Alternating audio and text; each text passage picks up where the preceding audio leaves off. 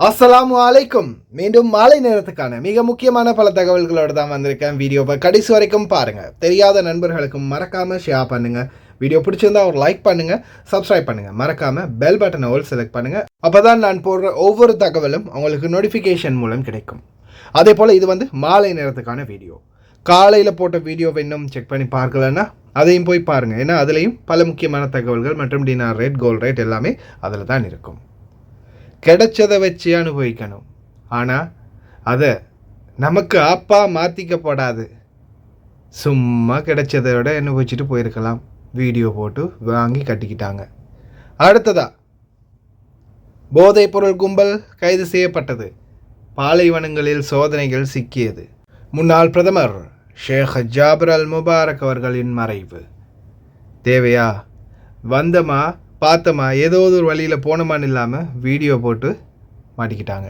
Round போட்டுகளில் ice cream கரத்தைகளில் தண்ணீரை வாங்கினா போக மாட்டாங்க, அங்கனைக்கே நிற்பாங்க. திட்டி தீக்கிறாரு கொய்த்தி. 6000 புகார்கள், 6500 தெருநாய்கள் பிடிக்கப்பட்டுள்ளன. ஆனாலும் நாயினுடைய குணம் நம்மள்கிட்ட கூட இருக்காதாம். சமையல் அறையில் செய்யக்கூடாத மிக முக்கியமான ஒரு தவறு பணிப்பெண் ஒருவர் தெரிவித்த தகவல். உலக சுகாதார மையம் இதோ தயாரித்து விட்டோம். ஆன்டிபயோட்டிக்ஸ் போட்டுக்கோங்க 2 டோஸ் மங்கி பாக்ஸுக்கு. ஓட்டுநர்களுடைய உயிர்களுக்கு ஆபத்து விளைவிக்கும் வகையில் வீதிகளில் குப்பைகள். எவ்வளவுதான் முட்டி மோதினாலும், எவ்வளவுதான் முயற்சி பண்ணினாலும் ஓட்டு போட மாட்டாங்க, ஓட்டு போடவே மாட்டாங்க. ஜேவிபி கடைசி வரைக்கும் வெல்லாது. ரஞ்சனின் கதை. பார்க்கலாம் அனைத்து தகவல்களையும். ஜனாசா அறிவித்தல் ஒன்று. இன்னா லில்லாஹி வ இன்னா இலைஹி ராஜிஊன். முன்னாள் பிரதமர் ஷேக் ஜாபர் முபாரக் அல் ஹம்மத் அல் முபாரக் அல் சபா அவர்கள் தன்னுடைய 82வது வயதில் இறையடி சேர்ந்தார். இன்றைய தினம் காலை இந்த சம்பவம் நிகழ்ந்துள்ளது. விடுமுறை நாள் என்பதால் அரசு விடுமுறைகள் எதுவும் அறிவிக்கப்படாது. எல்லாமே சுமூகமான முறையிலேயே போகும். முக்கியமான தகவல். ஒரு சில நபர்களுக்கு இப்போ அதிரடியாக கைது மற்றும் சிலருடைய குடியுரிமைகளை திரும்ப பெறுறாங்க. அதில் குறிப்பாக பார்த்திங்கன்னா சதாம் ஹுசைனுடைய இந்த நாட்டில் ஆக்கிரமிப்பு பண்ணின டைமில் சதாமுக்கு உளவாளிகளாக இருந்த ஒரு சிலர் இப்போதைக்கும் ஆயுள் தண்டனை கைதிகளாக இருக்கிறாங்க. அவங்களுக்கு குடியுரிமை பறிக்கப்பட்டிருக்குது. அதே மாதிரி அவங்களை சார்ந்த ஒரு சிலருக்கும் குடியுரிமை பதிக்கப்பட்டிருக்குது குவைத்தில். அதே மாதிரி பெதூன்ஸ், சில பெதூன்கள் இந்த நாட்டில் சட்டவிரோத குடியிருப்பாளர்கள். பெதூன் என்பது இவங்களுக்கு சிவில் ஐடியோ வேறு எதுவுமே இல்லை, இந்த நாட்டு குடியுரிமை கூட இல்லை. ஆனால் இந்த நபர் என்ன பண்ணியிருக்கிறாருன்னா, ஒரு வீடியோ ரீசெண்டாக போட்டு உள்ளே போய் நல்ல பிள்ளையாக பேசிட்டு, உள்ள சுல்தான் மாதிரி பேசிட்டு, வெளியில் ஷைத்தான் மாதிரி ஒரு வேலையை பார்த்துருக்காரு. تعلم وتعرف الاحترام والنقد البناء. اقول لك شلون؟ لحظه دقيقه بس دقيقه. وين الاتحاد يا اخي؟ وين التنظيم يا اخي؟ وين الملعب يا اخي؟ الناس الان هذا مو نقد بناء، هذه همجيه بالكلام مع الاسف. وانا ما اقبل أن توجه هذا الكلام اللاذع بهذه النبرة لأي جهة حكومية أو مسؤول في الدولة. فلذلك أخي الكريم، إن كنت تريد النظام فبلش بروحك.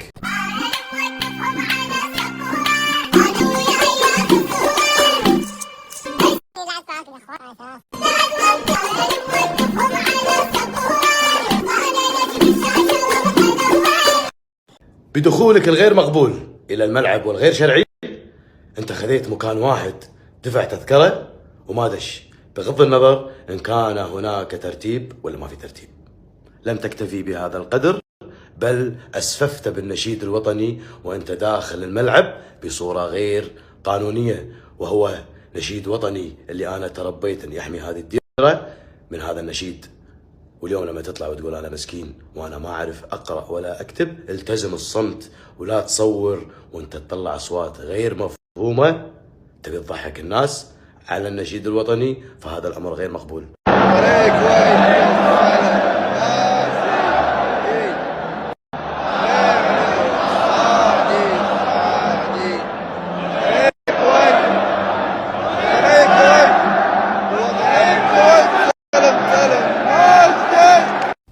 خلصنا؟ لا ما خلصنا. في مكان عام تصدر منك مثل هذه الأفعال اللي أنا راح أقمت الصوت وما راح أحط أنت شنو قلت احتراما للمشاهد. لكن إيحاءاتك الجنسية وضل مدارك أطفال أمر مرفوض بتاتا أخي الكريم. وأنا مثل ما قلت لك أنا ما بتعرض حق أحد، لكن اليوم صوت الحق أعلى. تفضل. சரி, அது ஒரு பக்கம். சோஷியல் மீடியாவில் அது ஒரு பிரச்சனையா? இன்னொரு பிரச்சனை இன்றைக்கி ட்விட்டரில் ஒரு முக்கியமான பரவலாக பேசப்பட்ட ஒரு தகவலாக இன்றைய நாளில் இது பரவப்பட்டுக்கிட்டு இருக்குது. பேசப்பட்டுக்கிட்டு இருக்கிற வீடியோ என்னென்னா, பிபி ஒன்று தான், பாபா பாதுகாப்பாக நல்லபடியாக சிலவுக்கெல்லாம் கொடுத்து ஷெக்காவெல்லாம் வாங்கி கொடுத்து அழகாக பார்த்துக்கிறாரா?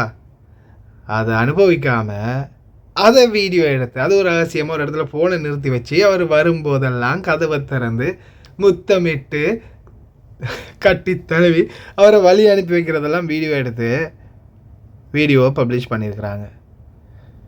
பார்த்த பாபாவின் உண்மையான மனைவி தேடி போய் ஆளை பிடிச்சி அடின்னு அடித்து தோலை உரித்து அனுப்பி வச்சிருக்கிறாங்க, போலீஸில் பிடிச்சி கொடுத்து.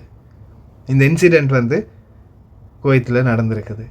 இது ட்விட்டரில் இதை பதிவிட்டுருக்குறாங்க. ஒவ்வொருத்தரும் ஒவ்வொரு மாதிரி அவங்களுடைய அந்த இன்சிடெண்ட்டை பற்றின தகவல்களை வெளிக்கொண்டு சொல்லிக்கிட்டு இருக்கிறாங்க. தேவையா?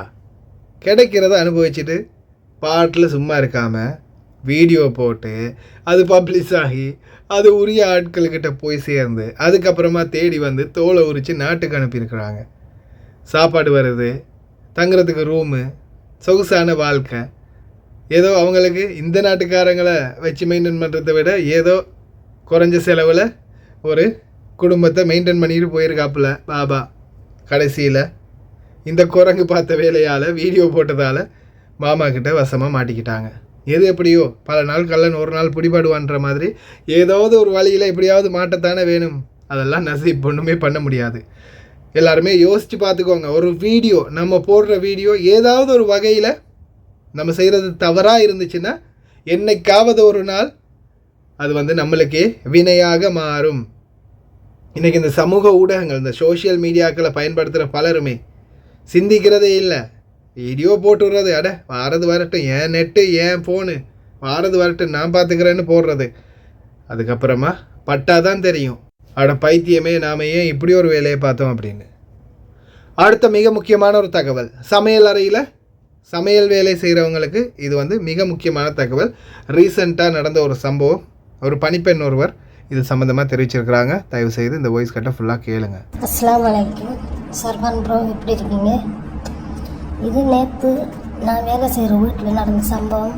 இதை கொஞ்சம் மற்ற ஹவுஸ்மேட்டுகளுக்கு தெரிவித்தா நல்லா இருக்கும், அதுக்காக சொல்கிறேன். என்னண்டா மாமா நேற்று ஒரு அடுப்பில் ஆக்கள் சாப்பாட்டுக்கு வரன்ட்டு சோறு ஒரு அடுப்பில், ஒரு சைடில் மீன் எண்ணெய் நல்லா சூடாக்கி மீன் பொரிச்சிருந்த டைம் சோத்து சாப்பிட்டுட்டு அந்த மூடிக்கு மேலே ஒரு டவல் ஓப்பன் ஆகுறதுக்கு டவலை போட்டு வச்சுட்டு அப்படியே போய் உள்ளுக்கு ஃபோனில் இருந்துட்டாங்க. அந்த டவலில் நெருப்பு பிடிச்சி அப்படியே மீன் பொரிச்சிருந்த சட்டிக்கு அந்த டவல் உள்ள இனி சூடாயின எண்ணெயில் டவல் விழுந்தா என்ன நடக்கும்? அப்படியே ஃபுல்லாக நெருப்பு புகை மண்டலம். கிச்சன் அடுப்பு எல்லாம் பற்றி, சட்டியெல்லாம் பற்றி, அவர்கிட்ட இருந்த வயரெல்லாம் பற்றி. இது ஒரு சைடு தான். நான் எல்லாம் முடிஞ்சதுக்கு பிறகு நான் போட்டு அடித்தது. ஊடெல்லாம் அப்படியே இருந்துச்சு. ஆனால் ஆக்களுக்கு ஒரு ஆபத்தும் இல்லை. ஃபயர் போர்ஸெல்லாம் நெருப்பெல்லாம் அணைச்சிட்டாங்க. இருந்தும் இந்த நம்மளோட ஹவுஸ்மேட்டு தெரியும் தானே, வேலை செய்கிறவங்க என்ன செய்வாங்க, ஃபோனை நோண்டிகிட்டு இருப்பாங்க. அந்த மீன் பொரியட்டு இல்லாட்டி கோழி பொரியட்டுன்னு போட்டு பாருங்கள். ஒரு சின்ன டவல் அந்த மூடிக்கு மேலே வச்சுட்டு போனதால் பக்கத்தில் இருந்த நெருப்புல பட்டு அதுக்குள்ளே விழுந்ததால் என்ன நடந்திருக்குங்கிறத கொஞ்சம் நீங்கள் நியூஸில் சொன்னீங்கன்னா மற்றாக்களுக்கு கொஞ்சம் விழிப்புணர்வாக இருக்கும். தேங்க்யூ. உண்மையிலே உங்களை பாராட்டணும். நம்மளோட ஆக்களுக்காண்டி குரல் கொடுக்குங்க, டெய்லி ஒரு நியூஸ் சொல்கிறீங்க. உண்மையில் அது பெரிய விஷயம். இந்த சுலைபியாவில் எலும்பை சொன்ன நியூஸும் கூட உங்களோட நியூஸை பார்த்து தான் அதுக்கு பிறகு தான் எனக்கே தெரியும் இங்கே எலும்பை சொல்லியிருக்கின்றது. அதுக்கு பிறகு தான் எந்த பொம்பளை சொல்கிறா நம்மளும் போக வேண்டி வெறும் ரெடி ஆகிட்டு 12ஆம் மாதத்துக்குள்ளே போகணும் அப்படின்னு சொன்னான். நிறைய பேர் இப்போ என்ன செய்வீங்கன்னா, அந்த பாத்திரத்தை திறந்து பார்க்கணும் இல்லையா, அடிக்கடி திறந்து பார்க்கணும். அதால் என்ன செய்வீங்க, மேலே அந்த துணியை வச்சிருவீங்க, துணியை வந்து மேலேயே வச்சிருவீங்க. அப்போ அது என்ன ஆகும், ரொம்ப சூடாகி அது அப்படியே ஒருவேளை அது காஞ்சி போனதுக்கப்புறமா, ஒருவேளை கொஞ்சம் ஈரத்தன்மையாக இருந்தாலும் அது காஞ்சி போனதுக்கப்புறமா இந்த பக்கமாவது எண்ணெயில் கொதிச்சிட்டு இருக்கிற எண்ணெயில் விழுந்தால் என்ன ஆகும், உடனே ஆப்பு தான். தயவு செய்து ரொம்ப கவனம். இந்த தீ விபத்துகளுக்கு நம்மளுடைய கவனம் தான் முக்கியமான காரணம். இந்த விஷயங்களில் தயவு செய்து ரொம்ப கவனம் பணிப்பெண்களே. 2 டோஸ் 4 வார இடைவெளியில் 18 வயதுக்கு மேற்பட்டவர்களுக்கு உலக சுகாதார மையம் MVABN குரங்கு காய்ச்சலுக்கு எதிரான முதல் தடுப்பூசியை வெளியிட்டுள்ளது. போங்கடா நீங்களும் உங்கள் ஊசியும் போட போகிறீங்களா? யாராவது ஏற்கனவே கொரோனா ஊசி போட்டது இப்போ குனிஞ்சி ஏதாவது ஒரு பொருளை தூக்கிட்டு நிமிர முடியலை, முதுகெலும்பு செத்து போச்சு, முதுகெலும்பில் பிளமே இல்லாமல் போச்சு, மறுபடியுமா ஆளை விட்டால் போதும். இதோ 30,000 மாத்திரைகள், 6 கிலோ மருந்துகள், இன்னும் பல போதைப் பொருட்கள் சிக்கியுள்ளது. போதைப் பொருட்களை பற்றி தெரிவிக்கணுமா இருந்தால் 188-4141 என்ற இலக்கமூடாகவும் தெரிவிக்கலாம், 112 என்ற இலக்கமூடாகவும் தெரிவிக்கலாம். போதைப் பொருள் சம்பந்தப்பட்டால் நிச்சயமாக மரண தண்டனை தான்.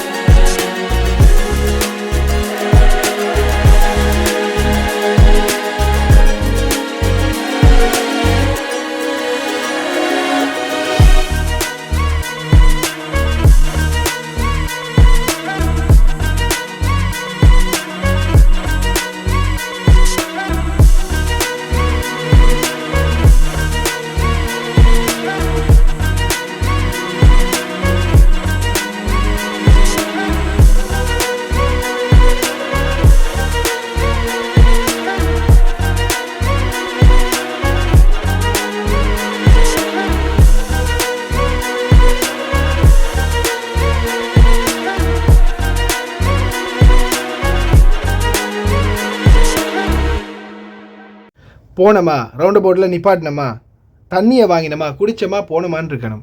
இது தண்ணியை வாங்குறது, அங்கனைக்கே நின்று ஃபோனை குடையிறது, மேக்கப் பண்ணுறது, என்ன அதெல்லாம், என்ன பழக்கம் இதெல்லாம்? அடுத்தவங்களுக்கு வழியை விட்டுட்டு போக தெரியாதா? திட்டதான் முடியாது, திட்டத்தையாவது கேளுங்க. وقفت عند راعي ايس كريم ابي ماي عطشان، واقف تاني يقول لي تفضل تفضل روح توكل على الله، كيدي دي طبعا. قلت ليش توكل على الله؟ قلت كم حسابك؟ يقول روح طالع ولا راعي السياره جنبه يقول لي كذي. زين الحين جزاك الله خير، انت الحين هذه هذه شيء بسيط بعيالنا وشبابنا وشاباتنا وعيايزنا وعيازنا، هذه الحمد لله فيها دائما الخير، حنا سباقين ولله الحمد، الله يحفظنا يحفظ الديره يعني. بس وقفتك عند راعي البلد ترى مو حلوه يعني، انت واقف يعني خلاص انت دفعت الماي خلاص امشي، لا انت توقف ترى انا دافع الماي والله تسوي لي كذي يعني، خذ روح يعني خلاص يعني انت يلا جزاه الله خير. دائما الكويتيين يفكرون بالصح لكن تجيهم نقصه بسيطه، هذه اللي تخرب الاكشن او تخرب الشيء اللي سواه الحلو. لازم شغله بسيطه هذه تخرب على هذا. يلا جزاه الله خير. சில வீதிகளில் மிகவும் ஆபத்தான சூழல் என்னதுன்னு பார்த்தா, இந்த சில ரோடுகளில் பார்த்தீங்கன்னா, இப்போ சில வீடுகளுக்கு முன்னால் கூட சில இடங்களில் வந்து ரொம்ப மோசமான நிலைமை இருக்குது. அதே மாதிரி ரோடுகள்லையும் சில இடங்களில் எந்த நேரத்தில் என்ன ஆகும்னு தெரியாத எத்தனையோ கரண்டு லைன்கள் இருக்குது. அதே மாதிரி அந்த சில போர்டுகள், சைனிங் போர்டு இருக்குது, அட்வர்டைஸ்மெண்ட் போர்டு. அதே மாதிரி ஹைவேக்கள், இது வந்து அதிவேக சாலைகளில் இந்த மாதிரி குப்பைகள், இந்த சைடில் நீங்கள் பார்க்குறீங்க இல்லையா, அந்த கான்கிரீட் தூண் இருக்கு இல்லையா, அந்த சைடில் இருக்கிறது, அதுவும் பல இடங்களில் வெடித்து உடஞ்சி எந்த நேரத்தில் விழும்னு தெரியாமல் இருக்குது. அன்பார்ந்த ஓட்டுநர் பெருமக்களே, ரொம்ப கவனம், முடிந்த வரைக்கும் அவாய்ட் பண்ணுங்கள். இந்த அதிவேக சாலையில் இந்த கேமரா பக்கம் இந்த சைடு இருக்கு இல்லையா, இடது பக்கம், அதை அவாய்ட் பண்ணிக்கோங்க முடிஞ்ச வரைக்கும். ஏன்னா எந்த நேரத்தில் விழும்னு தெரியாத கற்களும் குப்பைகளும் நிறைஞ்சு போயிருக்குது சில ரோடுகளில். தயவு செய்து ரொம்ப கவனம்.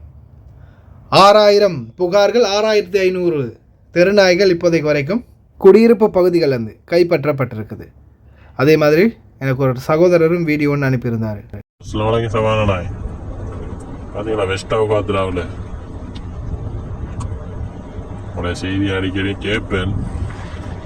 எந்த வேலை இருந்தாலும் உங்களோட செய்தி பெஸ்ட்டு கேட்பேன். நாய்கள் எப்படியாவது வேறு நாடுகளுக்கு நாடு கடத்துறதுக்குரிய முயற்சி தான் அதிகமாக எடுக்கிறாங்க. இந்த நாட்டில் வைக்க மாட்டாங்க. நாய்கள் தேவைப்படக்கூடிய பல நாடுகள், மனித நேயத்தோட மிருகங்களுக்கு அன்பு காட்டக்கூடிய எத்தனை பேர் இருக்கிறாங்க.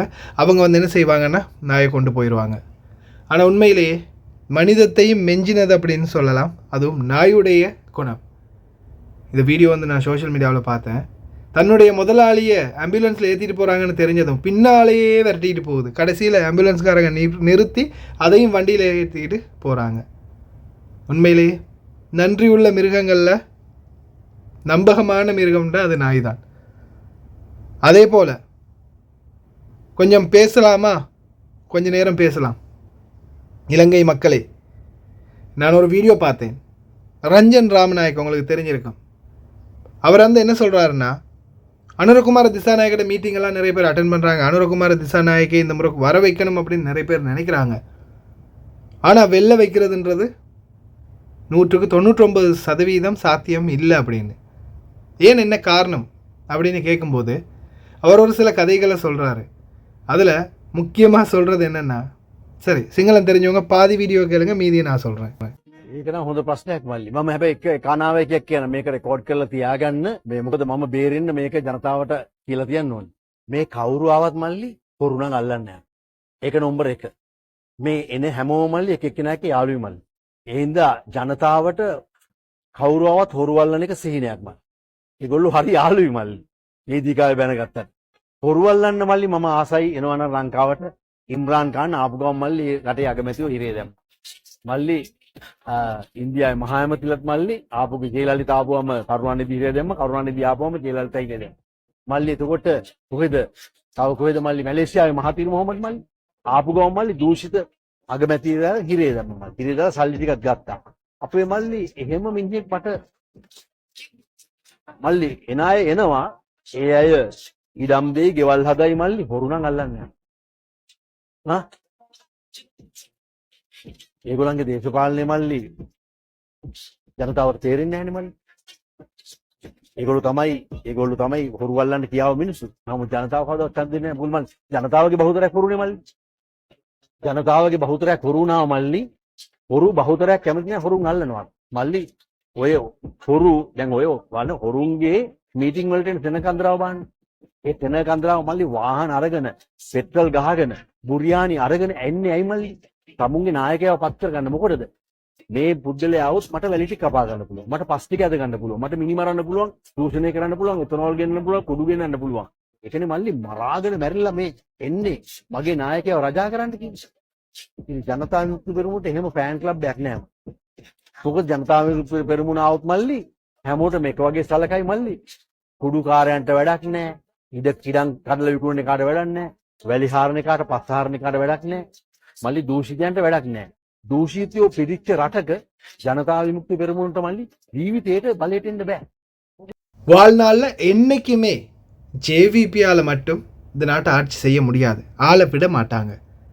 ஏன் அப்படின்னு கேட்கும்போது, இந்த நாட்டில் யாருமே திருடனை காட்டி கொடுக்கல. எந்த அமைச்சர்வாதி பேசுகிறாங்க, மேடையில் பேசுகிறாங்க, அங்கே பேசுகிறாங்க, இங்கே பேசுகிறாங்க. ஆனால் அவங்க எல்லாருமே நண்பர்கள். ஒன்னியாளு மல்லி அவங்க எல்லாரும் நண்பர்கள் தம்பி. இங்கே சண்டை பிடிப்பாங்க, ஆனால் அங்கே போய் ஒத்துமையாக பேசிக்கிட்டு இருப்பாங்க. அவங்களுக்குள்ள அவங்கள காட்டி கொடுக்கவே மாட்டாங்க. ஆனால் ஜேவிபி வந்துச்சுன்னா எல்லா திருடர்களையும் பிடிச்சிருவாங்க. இப்போ பாருங்கள், ஒவ்வொரு அரசியல் மேடைகளுக்கும் ஒவ்வொருத்தரும் பெரிய பெரிய பணக்காரனுங்க சாப்பாடு கொடுக்குறது, சாராயம் கொடுக்குறது, பிரியாணி கொடுக்குறது, எவ்வளோ செலவு பண்ணுறாங்க. ஏன் எதுக்காக செலவு பண்ணுறாங்க? எப்படியாவது இவங்க வந்து அதுக்கப்புறம் திருட்டு மணல் ஏற்றலாம், திருட்டு மரமாக இருக்கலாம், வேண்டிய போதைப் பொருள் விற்கலாம், என்ன வேணாலும் குற்றச்செயல் செய்யலாம். ஆனால் இந்த மாதிரியான ஆட்கள் வந்து ஜேவிபிக்கு கிடையாது. ஏன்னா அவங்க வந்தால் அவங்க ஆட்சியை மாற்றி அமைப்பாங்க, கெட்டவர்களுக்கு நல்ல பாடம் புகட்டுவாங்க, திருடர்களை பிடிப்பாங்க. மக்களே, நம்மளில் பாதி பேரே திருடனாத்தானே மக்களே இருக்கிறோம், நேரத்தை திருடுறோம்.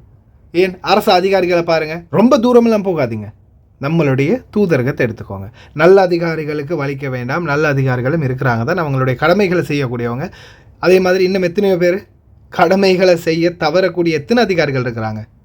அதுக்கெல்லாம் ஒரு பாடம் புகட்டணுன்னா அனுர வரணும், ஆனால் வர விட மாட்டாங்களே. ஆனால் இவருடைய நல்ல குணம் ஒன்று, இன்னொரு குணம் பார்த்தேன் பாருங்க, முஸ்லீம்களே இது அதிகரணி